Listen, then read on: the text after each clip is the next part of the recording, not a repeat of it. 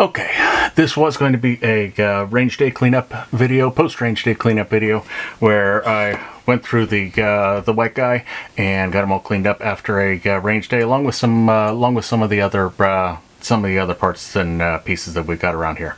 Unfortunately, I had the autofocus turned off on the camera when I actually cleaned this, and everything's blurry, so we're not going to clean it, but it cleaned up really well. It cycled really well. Went through a couple magazines with no problem, even with the compensator on. It didn't have any problems feeding, ejecting, running, anything. So I'm pretty happy with that. The only thing that I saw so far is a little bit of discoloration with with some of the ports on the compensator, and that's absolutely to be expected. I kind of figured that would happen with the stark white color. So this one is just about done. It is ready to go on the shelf and wait for some other friends to get done. So yay for that one. And one of the other things that we may have seen before. I think we saw the slide of this one before. This is a navy base with a navy blue base, Cerakote with a, I believe it's Riot FX coating on it, mixed with a clear. This was a test, a demo of the product. I'm not happy with the way that I applied it. I've got some settings on the gun to change to give it a better gloss and a little bit more sparkly finish. But that's coming. I got another SCT frame for that. This time a 19 instead of the white one 17, and I just have to decide what color, what pattern, what profiles we're going to have with this one. So that will be upcoming soon. One of the other things that I've been working on that you saw here on the table for a while was, or is, this upper and lower set, and the handguard. And I think I showed a time or two ago that the handguard did not quite match the profile of the billet upper. So it took me about 4 or 5 hours of hand filing, but I have the profiles of these matching perfectly now. So when I get them Cerakoted, and I've already started to tape the inside, and that's for next step. So if you see on the tape that's there, you're not going to be able to see exactly what's going on with this, but trust me, it is very close with the profiles. They're right on. The pick rail of the handguard needed a good bit of filing at the top. It was off by quite a bit, but in general it came out very well. One of the things that I was not happy with, that you can actually see here, I don't think I'm done. If you look at the end of where the barrel threads on, I got a tool. Sorry about that. I got a tool from Brownells to lap the mating face of the upper receiver where it hits where the barrel attaches. And this has a mandrel that slides in to the upper, and you can even see right there, I still don't have it. I've done this a little bit, but it's still just too tight. It needs more filing.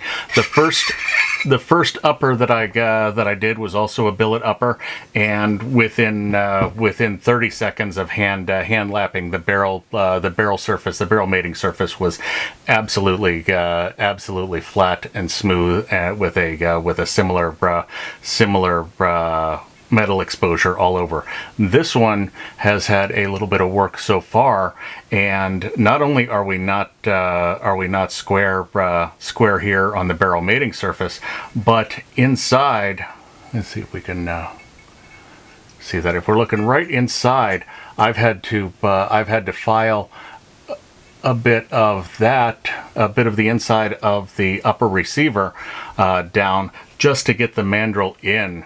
It wasn't matching up. I believe this is an NBS billet upper. Not entirely sure on that, so don't hold me to that. But whatever it is, it's the second one that I did. Like I said, the first one right through. I mean, the mandrel went in, spun it around for a bit, nice and shiny, and moved on to this one. So this was quickly telling me that it's going to be a good tool to have as I'm setting some of these things up, because along with the cosmetic details, obviously the mechanical details are going to be important there as well.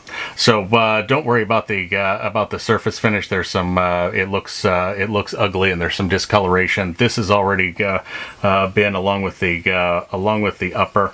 They have already been ultrasonic cleaned in some simple green. So they've had some pretty aggressive stuff going through them. The factory finish isn't going to be hanging around, so it doesn't matter that we've got some modeling and some discoloration. These are still going to be sandblasted and re-washed and acetone dipped and dried and all of that beforehand. So yes, they don't look the best right now, but once we go through the process, they will. Also, just a slight modification on the back of this one. The billet upper had some really sharp edges here to go along with the rest of the design, but I did not like the way that it met up with the round area of the lower receiver where the buffer tube screws in. So sanded that profile, or filed that profile down to have it be nice and curved and all matchy, and it will look good when we are done. Other projects. This one is almost ready. Got a couple things to do here. I don't think I've shown anything from this build before. Maybe I did. I don't remember. But this is a 3D printed frame, and it's got a mix of Glock internals and Smith & Wesson SW9F internals. The slide and barrel are SW9Fs. Historically, the SW9F is not looked at as a really good gun. Looked at very poorly, actually, and I just saw this and thought it'd be a good build. Take one of the worst guns and see what we can do with it. So we've got the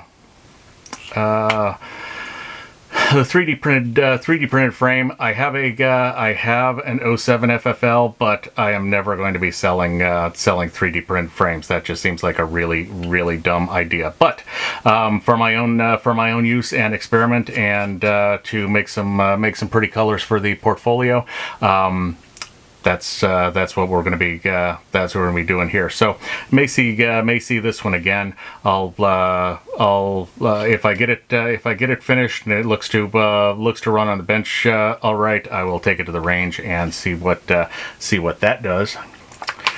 And other than that, that brings us to the topic of our next video. I really wanted to like this gun. The 22 Tuck by Taurus. It's going to be really hard for me to not call it the 22 Suck from now on. The first time I took it to the range, you saw that a video tour ago. It had a number of problems. It failed to feed. It failed to eject. All the 22 LR stuff. I used Aguila high velocity 22LR in it, and it just did not like that at all. So so this time, this trip to the range, I went. I had some more Aguila. I also disassembled it and field stripped it and oiled it to make sure that things were moving the way they should be against what they were supposed to be doing. And so I took it to the range with some more Aguila and also some CCI high velocity 22LR, and I ran, or tried to run, about seven magazines through it. Of those 7 magazines, it went through 2 without a failure in the middle. Extremely disappointing and frustrating. And I've got some video of that I will show here. Yeah, we'll do that. The next video, we'll do the video of this failing over and over and over again, and we'll get it cleaned up and probably sent back to Taurus, because something ain't right with this. So that's this one. Last thing for this video, I did take a little bit of footage at the range. The white one I've got running through a mag or two, and I also tried the high point. The high point ran great. So we'll take a look at a couple of those right after I get done here, and the 22 tuck failure fest will be coming up shortly. So that's it for today. Just a quick one. Thank you. We're slowly starting to get some subscribers. Tell people, pay people, whatever it takes to get some subscriptions up, so that I can hit the